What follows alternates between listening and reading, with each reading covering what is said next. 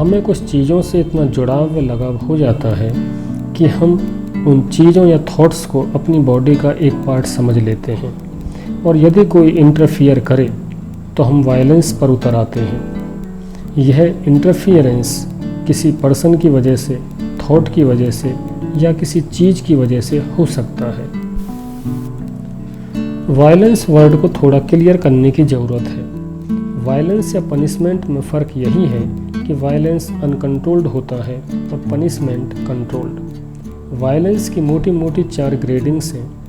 Number 1 irritation, number 2 anger, number 3 physical assault and number 4 murder और suicide. यदि कोई person violence करता है तो वायलेंस अपने साथ भी कर सकता है और वो दूसरे के साथ भी कर सकता है। जब भी हम कोई काम करना स्टार्ट करते हैं तो माइंड में उस काम के साथ साथ बहुत सारे थॉट्स चलते रहते हैं, और ये थॉट्स उस काम पर माइंड को फोकस नहीं होने देते। माइंड में चलने वाले कंटिन्यूस थॉट्स आइडेंटिफिकेशंस की वजह से बनते हैं। जो भी चीज़ें हमारे आसपास हैं, सब तो नहीं पर उनमें से कुछ हम पर इफ़ेक्ट डालती हैं। मोस्टली थिंग्स हम पर इफ़ेक्ट नहीं डालती हैं, बहुत कम ऐसी हैं जो इफ़ेक्ट डालती हैं, और ये इफ़ेक्ट 2 टाइप्स का है, अट्रैक्टिव या रिपल्सिव। यदि माइंड स्लीप स्टेट में है तो ऑटोमेटिकली पर्सन्स या थॉट्स या थिंग्स माइंड को या तो अट्रैक्ट करती हैं या रिपल्स। चीज़ों या विचारों का माइंड पर इस तरह का इफ़ेक्ट कुछ इस प्रकार है। First, short time. चीज़ों को देखकर बहुत कुछ टाइम के लिए इफ़ेक्ट आता है और चला जाता है, बस एक इम्पल्स आया और चला गया। सेकंड, डेसिलरेटेड। चीज़ों को देखकर होने वाला इफ़ेक्ट धीरे धीरे कम होता जाता है। Third, accelerated. चीज़ों से होने वाला इफ़ेक्ट बढ़ता जाता है। ये रेयर इंसिडेंट है, अनकंट्रोल्ड होने की वजह से लास्ट में माइंड डिस्ट्रॉय हो जाता है। फोर्थ, यूनिफॉर्म अट्रैक्शन और रिपल्सन। कुछ चीज़ों के लिए, पर्सन्स या थॉट्स के लिए माइंड यूनिफॉर्म इफ़ेक्ट फील करता है, और ये इफ़ेक्ट कम ज़्यादा नहीं होता। जब ये इफ़ेक्ट हर टाइम कंटिन्यू रहता है तब हम कहते हैं कि माइंड उस चीज़ से आइडेंटिफाइड हो गया है, और जब भी आइडेंटिफिकेशन होता है तब माइंड किसी न किसी चीज़ से, पर्सन से या थॉट से अटैच हो जाता है, और माइंड का कंसंट्रेशन कम होता रहता है।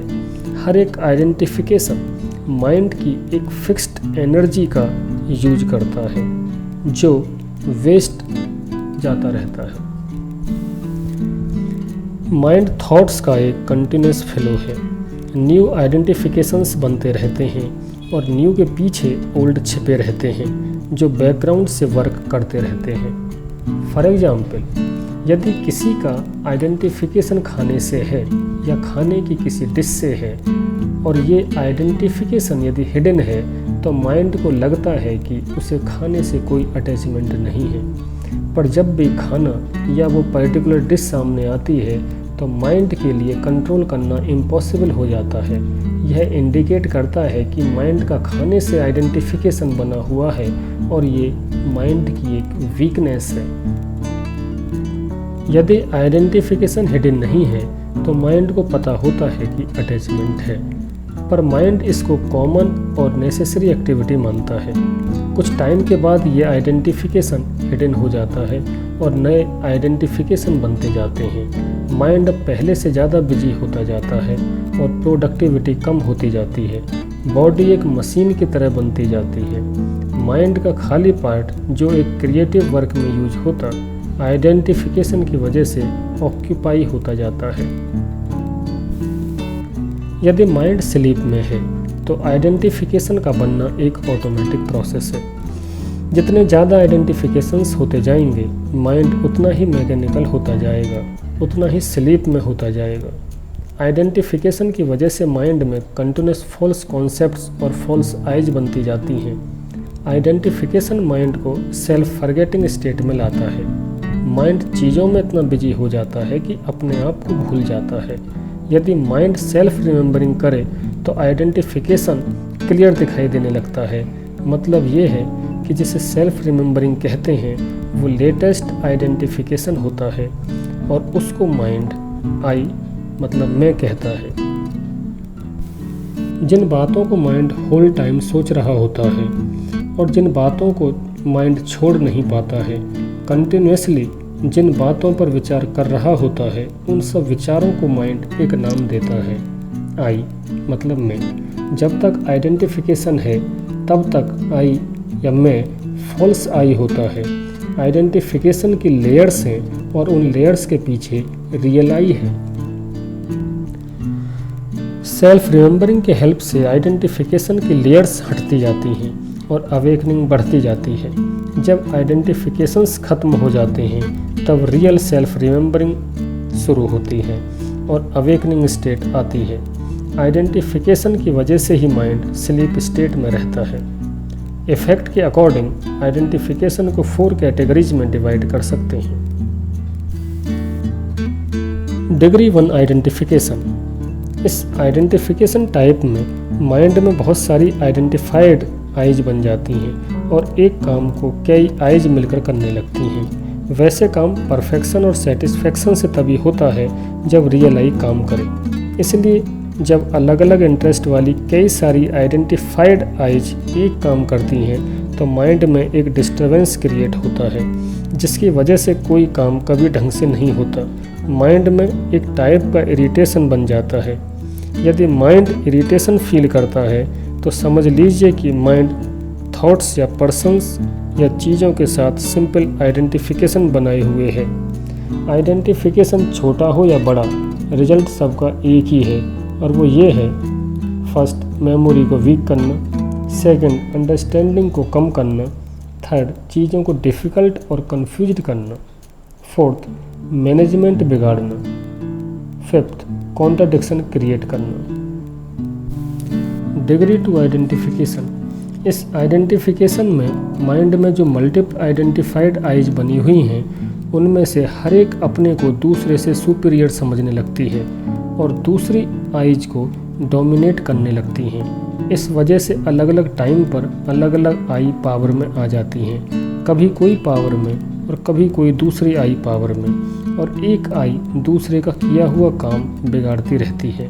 इस तरह माइंड की मेहनत बेकार होती रहती है, माइंड की प्रोग्रेस बंद हो जाती है, माइंड में एक कॉन्फ्लिक्ट और स्ट्रगल बना रहता है।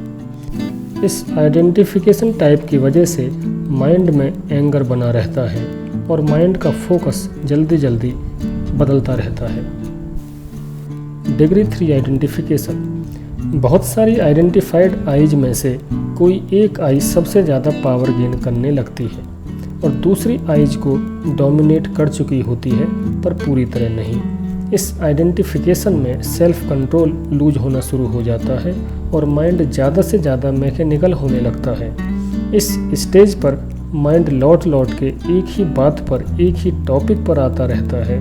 माइंड बार बार इतना इरिटेट हो जाता है कि फिजिकल हर्ट करने पर आ जाता है। माइंड अपने को भी फिजिकल हर्ट कर सकता है और दूसरे को भी। इस माइंड के लिए कलेश, लड़ाई झगड़ा हर समय की बात है। Degree 4 identification. इस स्टेज में माइंड एक ही सब्जेक्ट पर रुक जाता है। माइंड कम्प्लीटली एक ही चीज़ के लिए आइडेंटिफाइड हो जाता है। कोई एक पर्टिकुलर आई अदर आइज को पूरी तरह कंट्रोल कर लेती है। माइंड की प्रोग्रेस टोटली बंद हो जाती है। मेमोरी और अंडरस्टैंडिंग बिल्कुल चली जाती है। सही और गलत में माइंड फ़र्क नहीं कर पाता। जिस तरह के इमोशंस माइंड में बनते हैं, माइंड वैसा ही करता चला जाता है। बॉडी आउट ऑफ कंट्रोल रहती है। या तो माइंड डंप मैड हो जाता है या माइंड में क्रिमिनल थॉट्स बनने लगते हैं। इस आइडेंटिफिकेशन पर माइंड क्राइम की मैक्सिमम इंटेंसिटी तक पहुंचता है। इसी आइडेंटिफिकेशन की वजह से कोई सुसाइड या मर्डर या रेयरेस्ट क्राइम करता है। अब आइडेंटिफिकेशंस के इफ़ेक्ट्स को देखते हैं। जिस चीज़ से माइंड आइडेंटिफाइड है उस चीज़ से आंखें हटाना नहीं चाहता। उस चीज़ को चाहता है कि आंखों के सामने ही रहे। जिस चीज़ से माइंड आइडेंटिफाइड है उस चीज़ को हरदम हाथ में पकड़े होगा और चीज़ को हाथ से हटते ही एंजाइटी शुरू हो जाएगी और बढ़ती जाएगी। आइडेंटिफिकेशन की वजह से फ्रेंड, मोबाइल, मीडिया से अटैचमेंट होता है और यदि कोई इंटरफियर करे तो माइंड में वायलेंस शुरू हो जाता है। किसी के लिए पॉजेसिवनेस हो तो इम्पर्सनल रिलेशन को देखकर माइंड में violence, feeling of guilty, low esteem, depression, nervousness जैसे इमोशंस बनने लगते हैं। आइडेंटिफिकेशन की वजह से फ्रेंड दूर हो जाए तो सेपरेशन एंजाइटी होने लगती है। जिस टाइप का आइडेंटिफिकेशन उसी टाइप की एंजाइटी।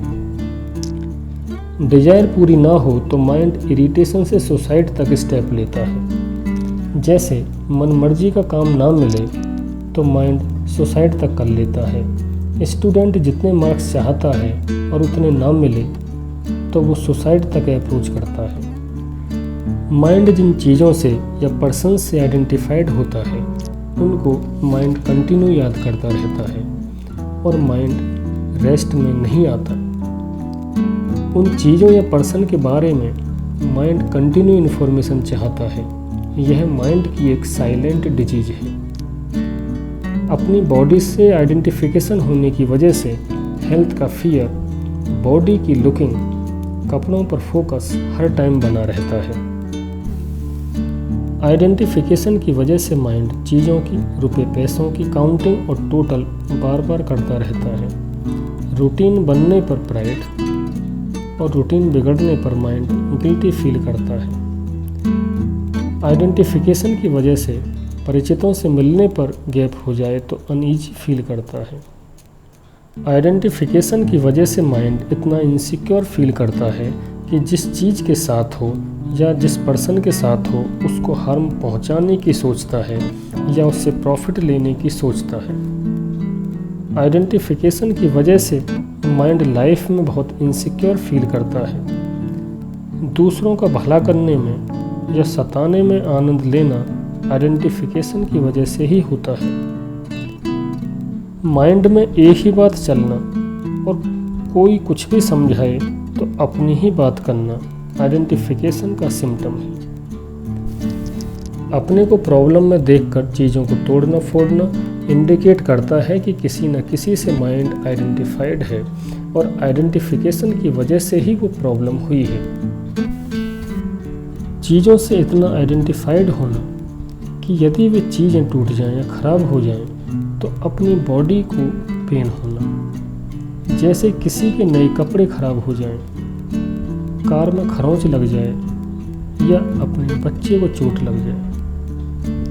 इवेंट अपनी बॉडी से बहुत दूर है पर पेन बॉडी में होता है। ये बहुत मिस्टीरियस प्रोसेस है। शब्दों को सुनकर खुशी या गुस्सा आना शब्दों से आइडेंटिफिकेशन होना है। क्वालिटी से आइडेंटिफिकेशन होने से हर चीज़ की क्वांटिटी बढ़ाते रहना। अपनी बॉडी को ज़्यादा आराम या ज़्यादा कष्ट देने की टेंडेंसी और जो इंटरफियर करे उस पर गुस्सा।